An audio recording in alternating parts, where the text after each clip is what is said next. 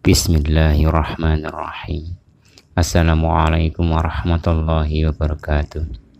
Halo teman-teman, jumpa lagi di Mekadit Cinema Channel, di mana channel yang selalu menyajikan kisah nyata, cerita misteri, cerita mistis, cerita horor, cerita mitos, dan cerita tentang legenda ya teman-teman.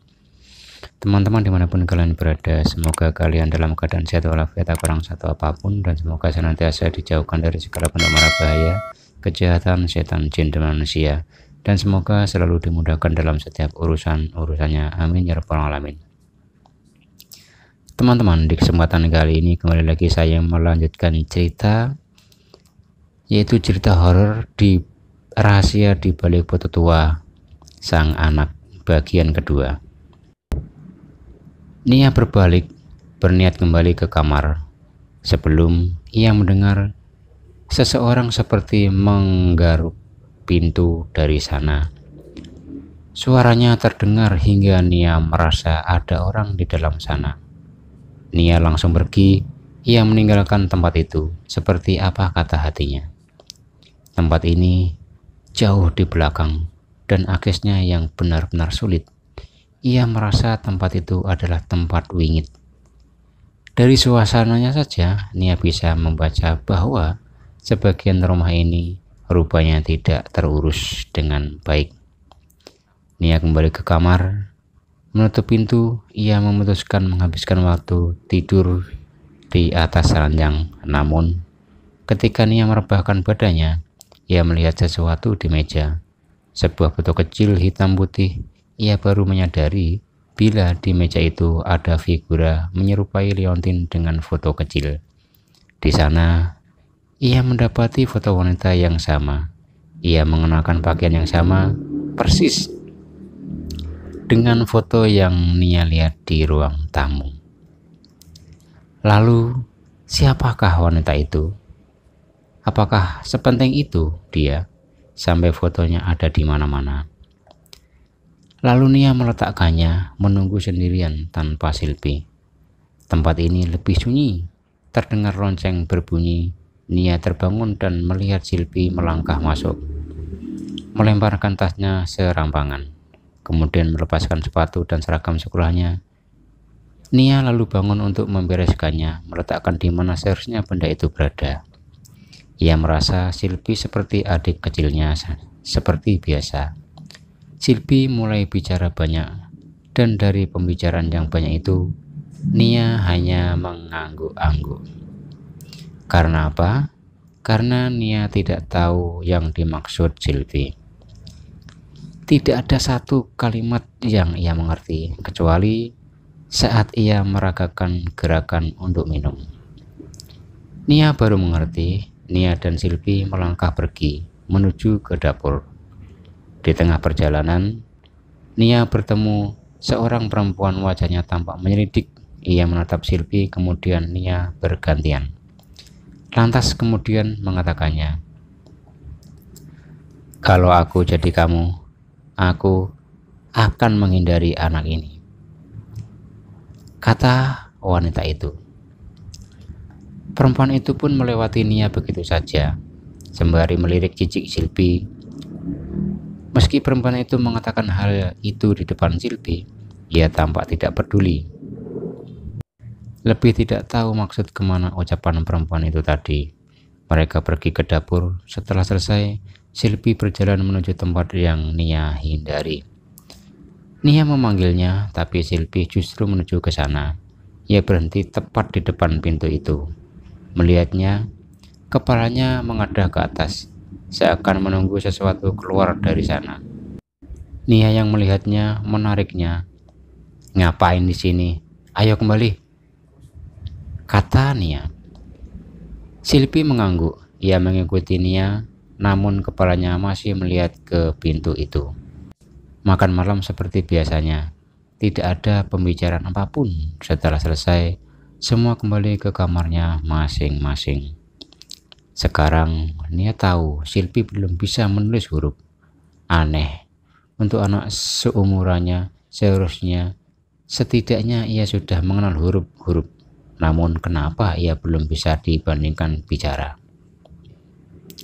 Nah, Nia lebih tahu apa yang coba Silpi sampaikan melalui gerakan tangan, seperti minum, seperti tidur, seperti makan. Namun ada kalanya ia tidak mengerti gerakan apa yang coba Silpi sampaikan. Meski begitu, Nia bersikeras mengajari anak itu. Malam semakin larut. Silpi sudah beranjak dari ranjangnya. Ia memilih ranjang atas. Entah kenapa, padahal bila mendengar dari cerita Ni Eva, Silpi sebenarnya tidur di ranjang bawah, seperti saat dia tinggal bersama teman kamarnya dulu. Saat Nia bertanya, kemana teman sekamar Silpi?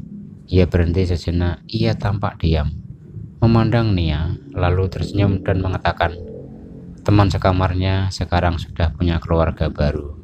Lalu ia pergi, meninggalkan Nia sendirian seperti terkesan buru-buru pergi malam itu. Nia sudah menyibak selimut, kantuk mulai menyerangnya. Nia memejamkan matanya sebelum Silpi memainkan rambutnya. Ia menatap Nia, kemudian menunjuk gerakan bahwa ia ingin ke kamar mandi. Nia menatap jam di meja, pukul 1 dini hari. Ragu, namun Silpi memelas. Nia melangkah turun, menggandeng tangannya. Ketika membuka pintu, Nia mencoba untuk tidak membuat lonceng itu berbunyi, namun sia-sia. Nia menutup pintu, lantas mengantar Silpi menuruni anak tangga. Ia menuju kamar mandi yang jaraknya tidak terlalu jauh dari dapur. Nia menunggu di luar. Saat malam hari, rumah ini menjadi gelap temaram. Meski masih ada pencahayaan di sana-sini, namun karena besarnya rumah ini sehingga ada sisi gelap yang masih membuat Nia merasa ngeri saat menatapnya. Lama ia menunggu Silpi, gadis itu tidak juga keluar. Kemudian terdengar lonceng berbunyi. Nia mengamati sekeliling apa ada yang juga keluar dari kamar, namun tidak ada satupun orang yang Nia lihat. Perlahan bulu kuduk Nia berdiri. Ia bisa merasakan bahwa sekarang ia tidak sendirian. Silpi, udah belum? Kata Nia. Namun tidak ada jawaban. Nia melangkah masuk. Ada beberapa pintu di kamar mandi. Nia mengamati satu persatu. Mengetuknya sembari memanggil gadis itu, namun tidak ada jawaban. Dan kembali suara lonceng terdengar lagi. Nia yakin suara itu adalah suara lonceng kedua kalinya yang ia dengar. Salah satu pintu terbuka, Silpi melangkah keluar, membuat Nia merasa lega. Ia segera menarik tangan gadis itu, membawanya agar ia cepat kembali ke kamar. Namun, tiba-tiba gadis itu menarik tangannya dari Nia. Ia berhenti tepat di sebuah lorong. Lantas Silpi memandang sisi kosong. Silpi menatap Nia, lantas kemudian berbicara. Iya.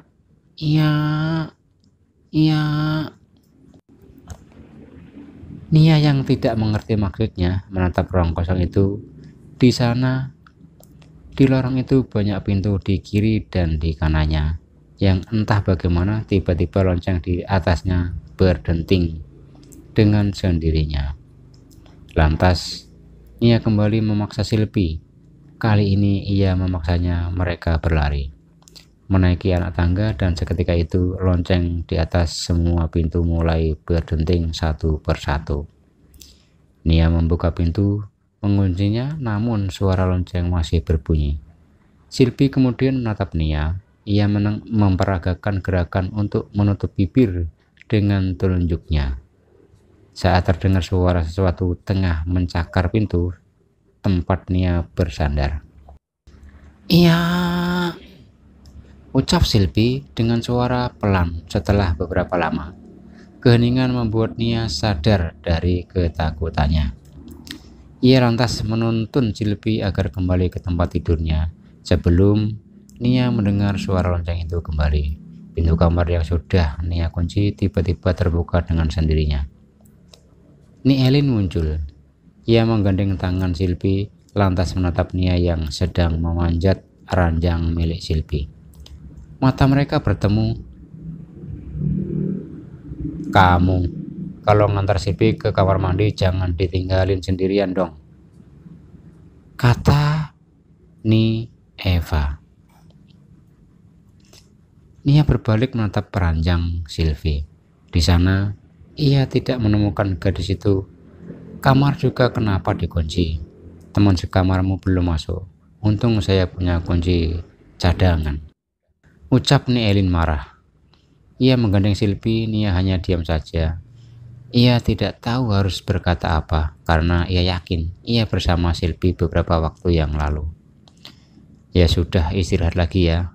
Elin pamit pergi.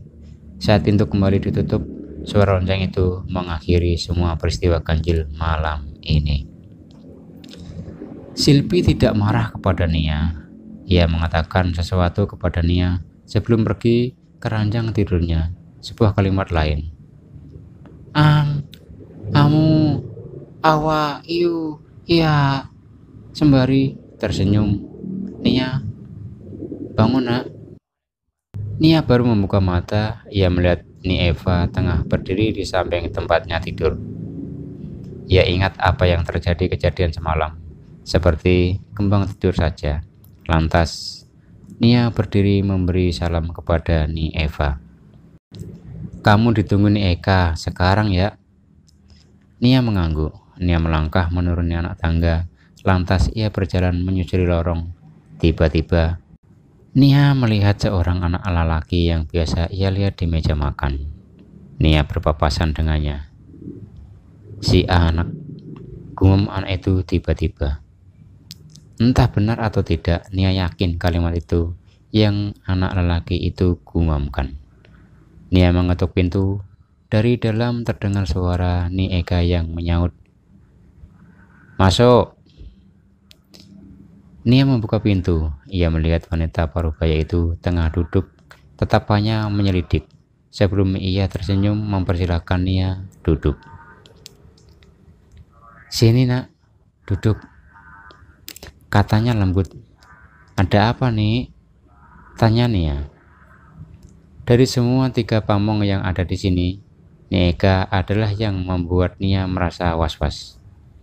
Mungkin karena beliau yang memiliki garis wajah yang keras, membuat Nia merasa terintimidasi. Selain itu, umur Eka yang paling tua bila dibandingkan dengan Elin, apalagi Eva. "Jangan gugup begitu dong," sahut Eka. Ia menurunkan kacamata yang sedari tadi terpasang di wajahnya. Lantas ia menatap Nia lagi. "Saya sudah mengurus semua urusan kamu. Kamu mau ya sekolah sama seperti yang lain? Ibu pengen kamu sama seperti yang lain, bisa melanjutkan pendidikan." Nia mengangguk sembari menjawab, "Inggih Bu," kata Nia. Untuk kali ini Nia bisa melihat garis keras di wajahnya melunak. Nia juga menatap senyuman di bibirnya. Nia merasa mungkin Eka memang seperti itu. Tugas beliau sebagai ketua pamong membuat banyak orang salah menilainya. Namun, ketika Nia pikir alasan kenapa Eka memanggilnya selesai, tiba-tiba Eka menanyakan sebuah pertanyaan yang aneh. "Gimana, kerasan nggak tinggal sama Silvi?" tanya Eka. Nia yang mendengar itu menatap mata Eka tampak menyelidik. Ia seperti menunggu Nia menjawab pertanyaannya. "Saya tidak mengerti maksudnya apa yang coba ditanyakan?" Nia yang mengajukan pertanyaan kembali kepada Eka hanya dijawab dengan kening mengerut. Lantas mencoba membuang ekspresi penasaran itu. Nia semakin curiga melihat gelagat yang cepat berubah itu. Seakan menutupi saya. Hanya tanya saja, hal itu sama seperti yang lain. Apakah merasa betah sama teman sekamarnya? Yang jelas, saya ingin rumah ini tetap kondusif saja. tanpa ada yang ditutup-tutupi, sahut Nika. Ia mempersilahkan Nia pergi. Nia berdiri membuka pintu sebelum Nika memanggil lagi. Kamu sudah berkeliling kan? Sudah tahu di mana saja dan tempat apa saja yang ada di sini? Tanya Nika. Nia mengangguk. Bagus. Begini Nia, Ibu bisa minta tolong. Tolong apa nih? Tanya Nia. Kamu bisa menghindari untuk tidak datang ke lahan di belakang rumah. Di belakang rumah? Di kamar kosong yang berjejer di lorong itu kah nih? Sahut Nia. Iya. Sahut Nika. Ia terlihat menyipitkan mata. Di sana banyak ruangan tidak terpakai, apalagi di lahan kosong. Setelah pintu terakhir, bisa? Kalau boleh tahu, kenapa nih? Tanya Nia. Nika diam lama, lalu ia menjawab, karena di sana ada sebuah kuburan pemilik dari yayasan ini. Sebelumnya, paham nak? Nika tersenyum. Menutup pembicaraan itu membuat Nia merasa ia seperti mendapat peringatan secara tidak langsung dari sang pemimpin pamong di yayasan ini. Nia pergi. Setelah menutup pintu, entah kenapa menatap lorong tiba-tiba membuatnya penasaran. Bila dilihat lagi, lorong dan lahan kosong itu tidak jauh dari kamar yang di atasnya tidak dapat diakses dengan tangga. Dan memang benar, Nia belum pernah sekalipun ke sana. Nia mendekati tempat itu perlahan-lahan. Kakinya menjajak di atas lantai. Ia mendekat, semakin mendekat, bahkan ia akan melewati kamar misterius itu. Sebelum Nia berbalik mendapati Silpi memanggilnya. Iya. Ia masih mengenakan seragam sekolahnya. Ia berdiri melihat Nia. Silpi duduk di ranjang. Nia melepaskan satu persatu sepatu yang Silpi kenakan. Anak itu. Sedari tadi hanya melihatnya saja, tanpa bicara, tidak seperti Silpi yang biasanya. Kamu kenapa? Kok diam saja dari tadi? Tanya Nia membuka percakapan.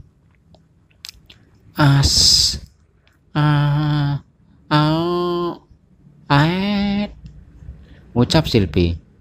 Kamu bicara apa? Nia bertanya lagi. Silpi menunjuk-nunjuk sesuatu, kemudian menggelengkan kepalanya dengan keras, sembari tetap mengatakannya.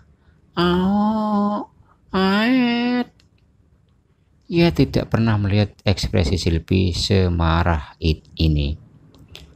Lebih tepatnya seperti memperingatkan Nia. Iya, apa yang coba kamu katakan? Masih mencoba memahami. Namun Silpi terus-menerus mengulangi kalimat itu. Di akhir percakapan mereka yang tidak menemukan hasil, Silpi mencakar wajah Nia. Lalu ia pergi begitu saja, seakan ia kesal. Karena Nia tidak mengerti maksud ucapannya. Malam telah tiba. Nia membuka pintu. Ia mencoba menahan agar suara lonceng tidak berbunyi. Ia tidak mau membangunkan Silpi dari tidurnya sedari tadi. Nia sudah menahan agar tidak perlu ke kamar mandi, namun sial, perutnya semakin sakit. Nia pun akhirnya beranjak pergi sendiri. Sehati-hati bagaimanapun suara lonceng tetap berbunyi. Meski begitu, Nia yakin Silpi tidak akan terbangun. Hanya karena suara yang sudah coba Nia redam sekecil mungkin. Nia melihat kamar-kamar di sampingnya sudah tertutup rapat. Lantas ia memulai menuju anak tangga menuruninya. Setiap langkah ketika Nia berjalan, ia merasa setiap malam tempat ini seperti memberikannya sensasi yang berbeda dibanding siang. Cahaya temberam dari cahaya lilin yang diletakkan di beberapa sudut membuat Nia merasa kesal sekaligus ngeri.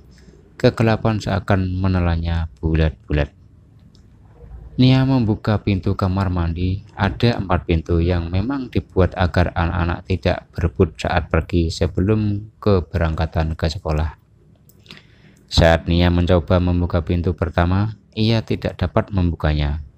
Di bawah pintu terlihat bayangan seseorang di sana. Nia memilih pintu di sebelah, tepatnya di sebelah persis pintu pertama.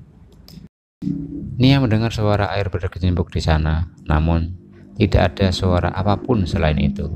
Membuat Nia terjebak dalam suasana canggung yang membuatnya hanya bisa diam sembari fokus dengan kegiatannya. Sampai terdengar suara tertawa dari anak-anak, membuat pikiran Nia buyar dan mendengarkannya dengan seksama. Suaranya nyaris seperti suara anak-anak lain di sini, namun suara ini membuat Nia tidak nyaman dibuatnya. Nia menempelkan telinganya, mencoba mendengar lebih jelas suara itu. Apakah benar-benar berasal dari pintu pertama? Namun hening. Sampai dari pintu ketiga, suara tertawa terdengar lagi.